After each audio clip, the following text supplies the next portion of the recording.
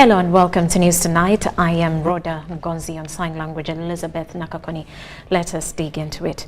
President Yoweri Museveni has inspected the progress of the Inspire Africa Coffee Factory project in Rashamire Town Council in Tungamo District. The construction, which started in October 2023, is now at 60% completion. When completed, the factory will produce instant coffee, drip coffee, malt coffee, coffee energy drinks, and coffee beauty cosmetics. Since 2023, the government has been investing in coffee value chain through the Coffee Investment Consortium Uganda to boost export revenue, create employment opportunities, and increase farm gate prices. Coffee Investment Consortium Uganda unites coffee stakeholders in the country to add value to coffee and promote the export of value-added coffee from Uganda as a single source origin. The packaging, the transporting, all those are job levels that are now taken by other people. But also the inputs which go into the processing, the electricity, all the support services, the water, is all now from other people who also benefit from the coffee industry. During the inspection, President Museveni expressed satisfaction with the progress of the factory's construction. He emphasized the importance of adding value to Ugandan coffee, which he referred to as Chapter 1. We are starting here, but this message will spread. But we are going to go to other products within Uganda. We have dealt with the milk, which we've called Chapter 1 on coffee, could start from here in Tungamo and be the source and the rest of the world in Africa and in Uganda and the rest of the regions of this country. The visit to the factory was attended by ministers, members of parliament, Tungamo district leaders, coffee farmers and religious leaders.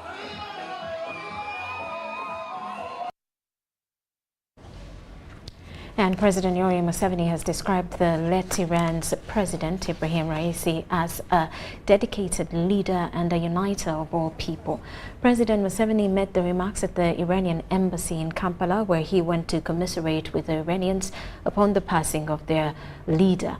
Now, the Iranian leader died on 19th May 2024 alongside his Minister of Foreign Affairs, Amir Abdullahian, after a helicopter crash occurred in the mountainous areas in the northern region of eastern Azerbaijan province amid inclement weather conditions. Speaking to mourners, President Museveni recalled the good times they had with his late counterpart when he visited Uganda last year in July as part of his 3 African country tour to strengthen bilateral relations.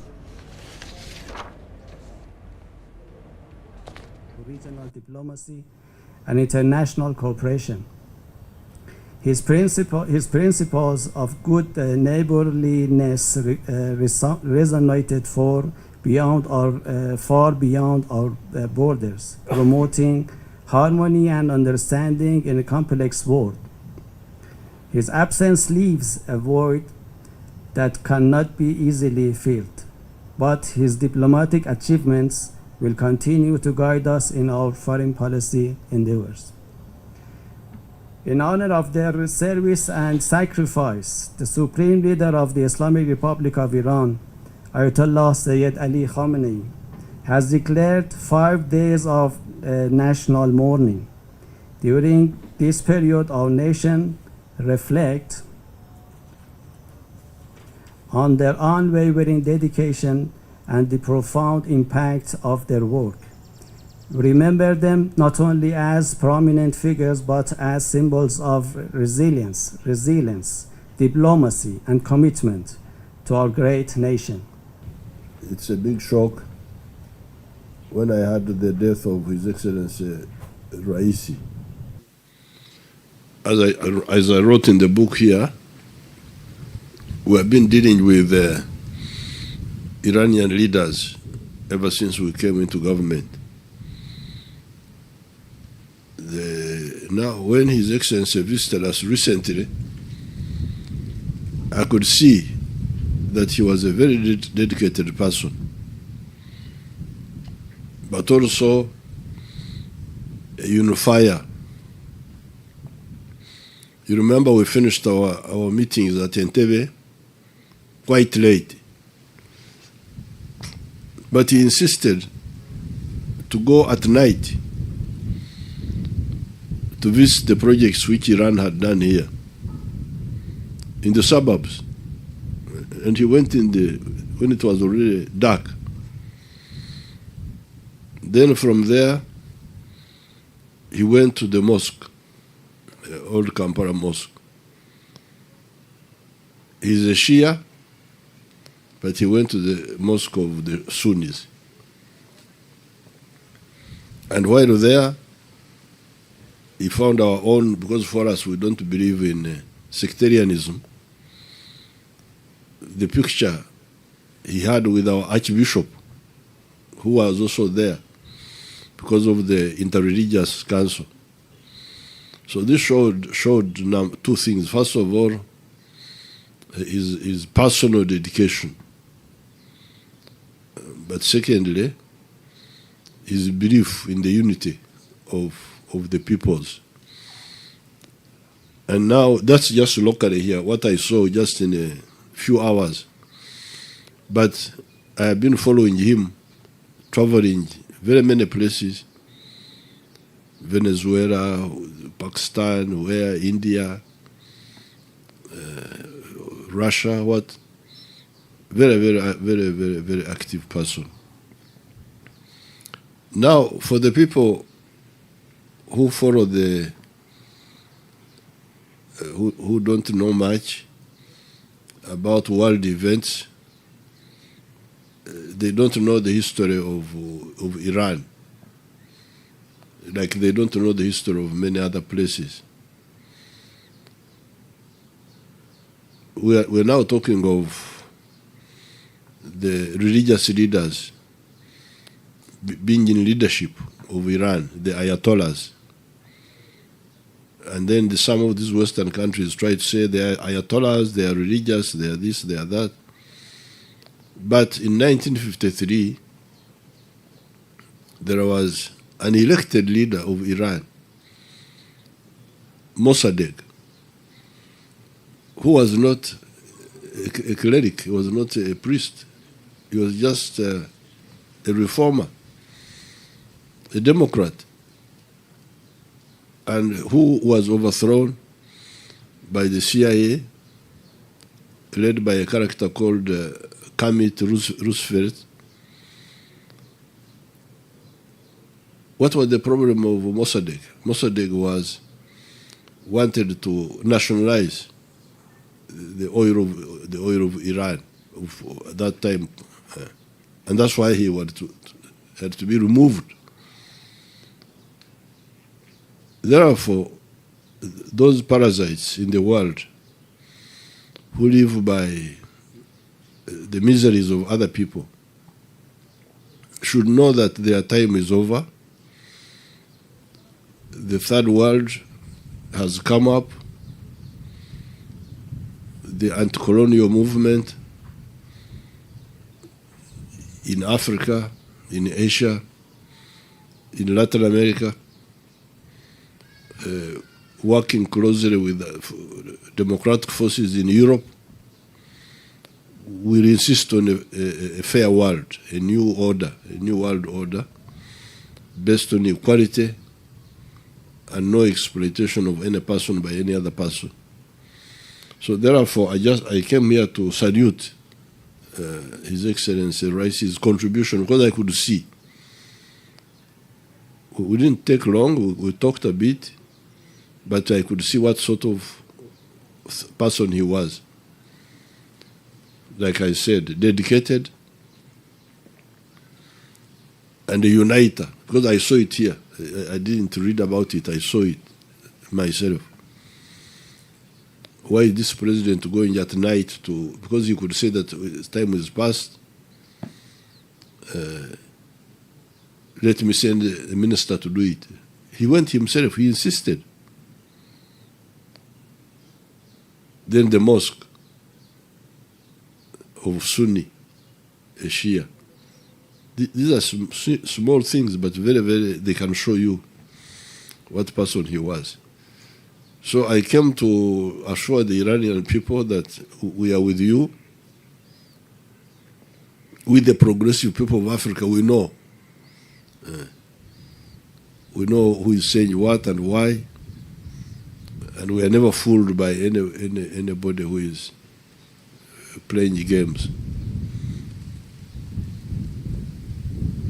We are glad that, because I think His Excellency Raisi even visited Saudi Arabia. Didn't he visit Saudi Arabia?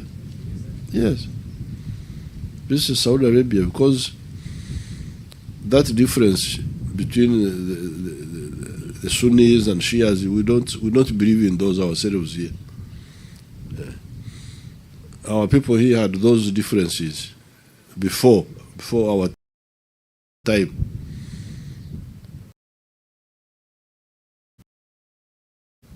Catholics, Protestants, Mobish.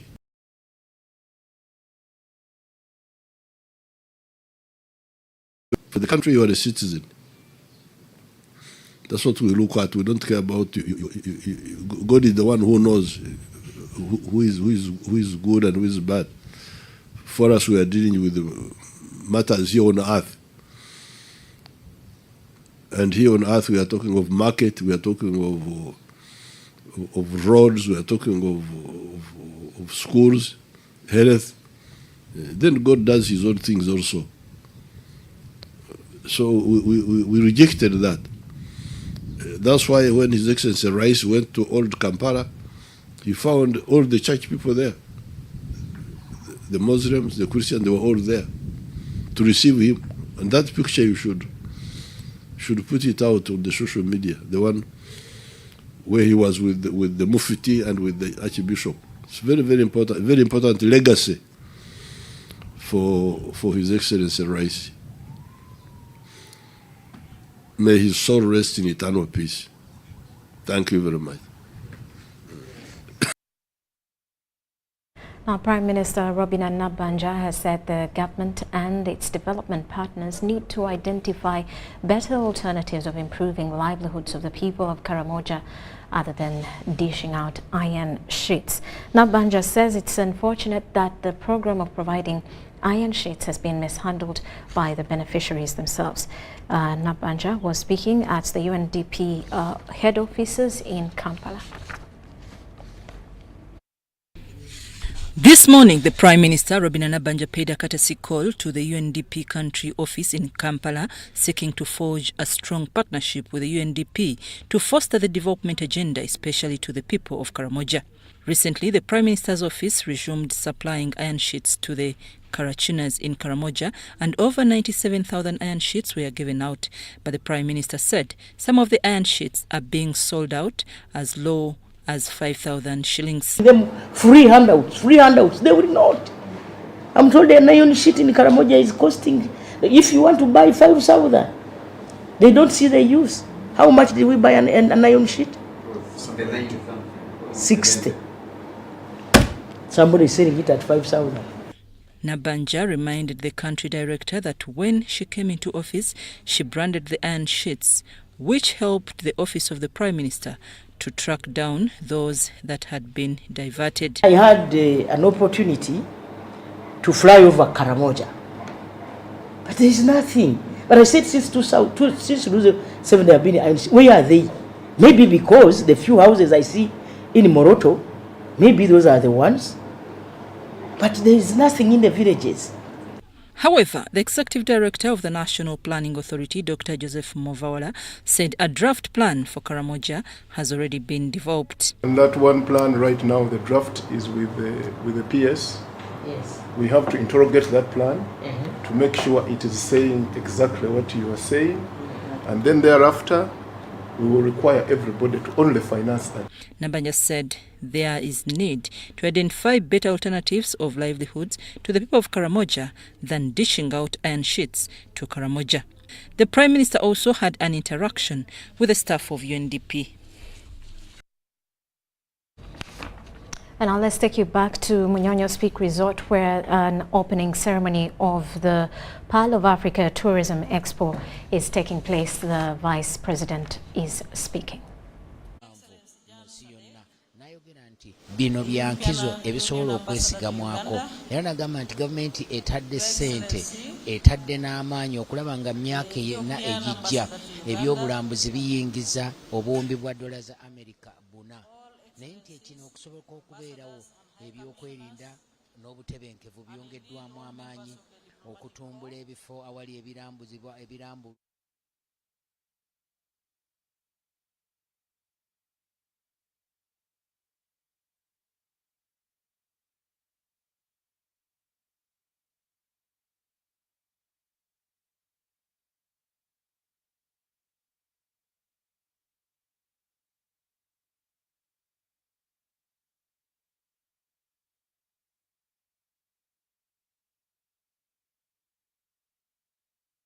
all delegates present, ladies and gentlemen,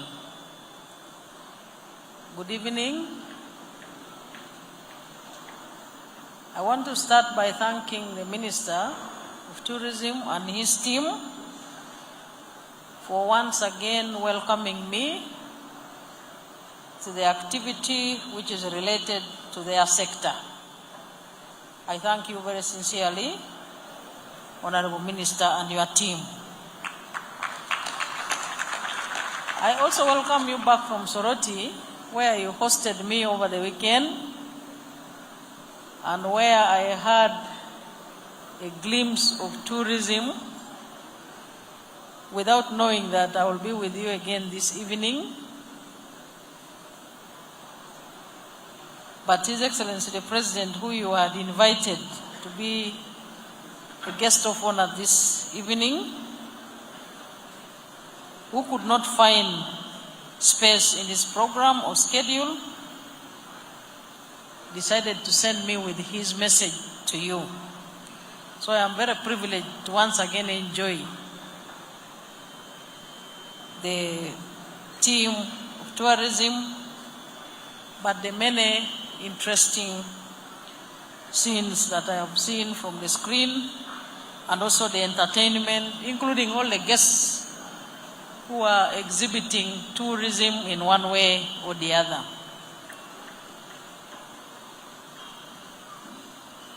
I want to thank the MC, and I want to add something which is said about my village. You said that here in Uganda, there are diverse cultures, but also special tourism sites with different birds or animals, if you may wish to note.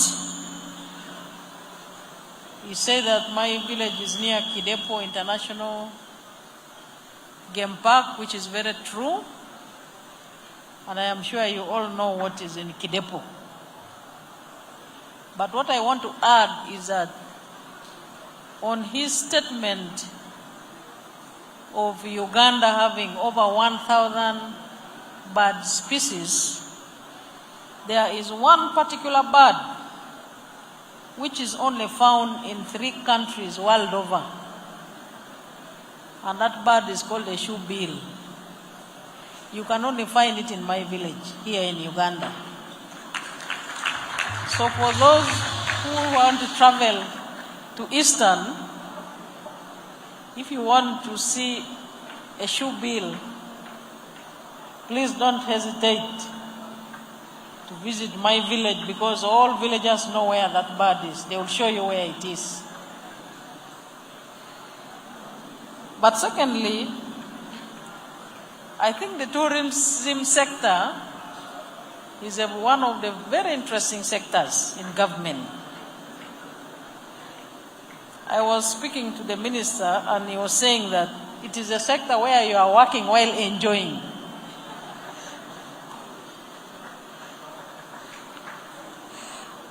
And I have been enjoying since Saturday up to now. working while enjoying. But the PS, you know that PS of tourism, she was the Undersecretary in the Ministry of Education and Sports when I was a minister. And she was always very passionate about her work. Very easy to work with. And she always consults. I want to thank you, Doreen, for keeping up the spirit. Because when you see her, you've seen tourism.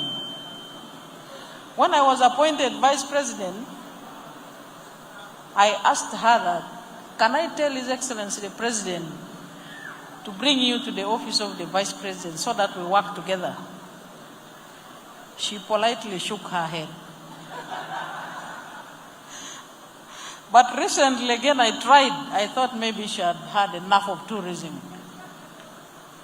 She again politely shook her head. So I will continue telling His Excellency the President that please leave Doreen in tourism. And I envy the minister because it's very easy and very good to work with Doreen. You must be having a very easy time in the sector. So Doreen, please enjoy tourism.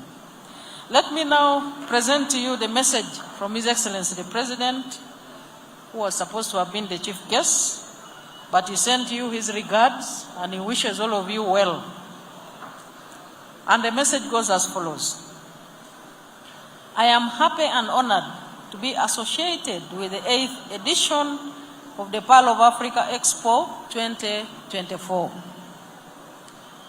The occasion gives us yet another opportunity to assess and appreciate the role of the private sector and in particular tourism in the development process of our country.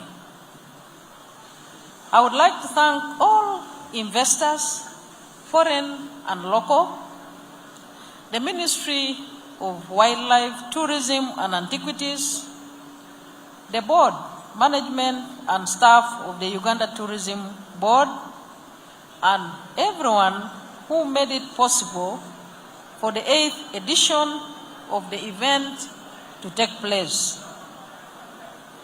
All of us here tonight should recognize that the resources at government disposal are finite. Consequently, government is committed to careful planning.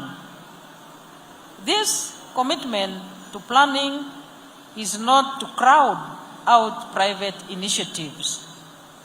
With a focused approach, we have no doubt that Uganda can be developed through the partnership of the private sector, which provides the social and physical infrastructure, and the private sector as the producer and distributor of goods and services.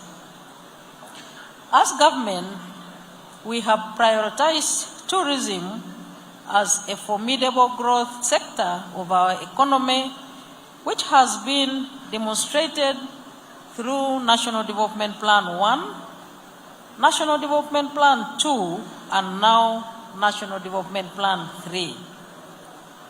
I am aware that in the forthcoming National Development Plan 4, the tourism sector is earmarked as one of the priority sectors of government intervention. Since 1986, Uganda has implemented a number of reforms aimed at reversing the past economic stagnation.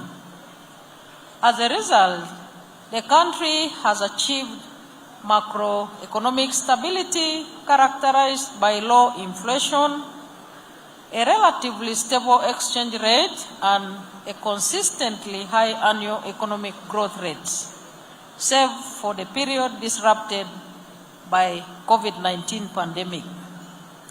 I am happy that we are back to the right growth trajectory.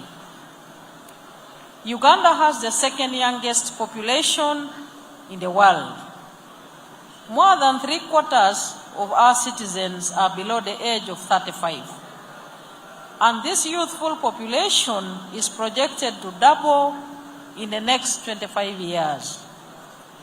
This presents for opportunities and challenges for the country. A young population can contribute to an expansion of the labor force, leading to an increase in the potential output and productive capacity of the country. The tourism sector should therefore absorb this vibrant labor. This year, 2024, Uganda is leading as the most ethnically diverse country with 93.02% fractionalization, followed by Liberia, Madagascar, and others.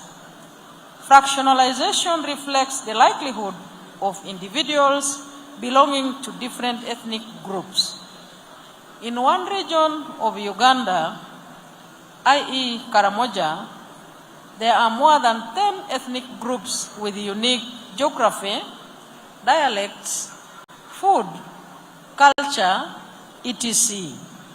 This enhances our tourism products in terms of food, stories, language, culture, etc.